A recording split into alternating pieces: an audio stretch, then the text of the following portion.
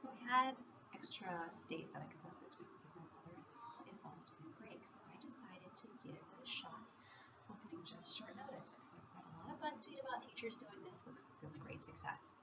I've always been nervous about it because of the half pay for trials, and I was worried that everything would get booked with trials and that I would lose all my major courses because anytime I open things for Frenzy, they book.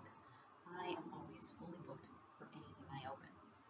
In fact, one day I accidentally opened a day that I couldn't work, and within 5 minutes of opening those classes, they booked my major courses of students that I have taught before. So I had to send cards and say, haha, sorry, could you please reschedule those for the weekend because I clicked on a day that I'm on vacation by mistake. And they did, because you know what? Your regular students do care about you. Now, if those were trial classes, I would have had to teach them, and that would have pretty much sucked. But I didn't have to teach. I did, those classes got canceled, so I didn't have to worry about those.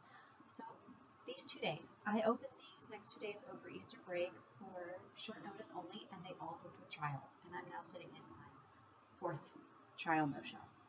So at least for me, I have to say that opening just short notice is not ideal, because now I'm only making $4 per class, when I know if I had opened them during Frenzy, that they would have booked with major courses. So I'm losing money, but it was an experiment that I wanted to try, and so I gave it a shot.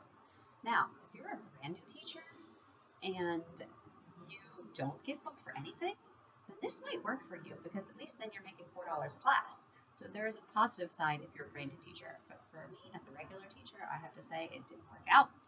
Fun experiment, won't do it again. Bye.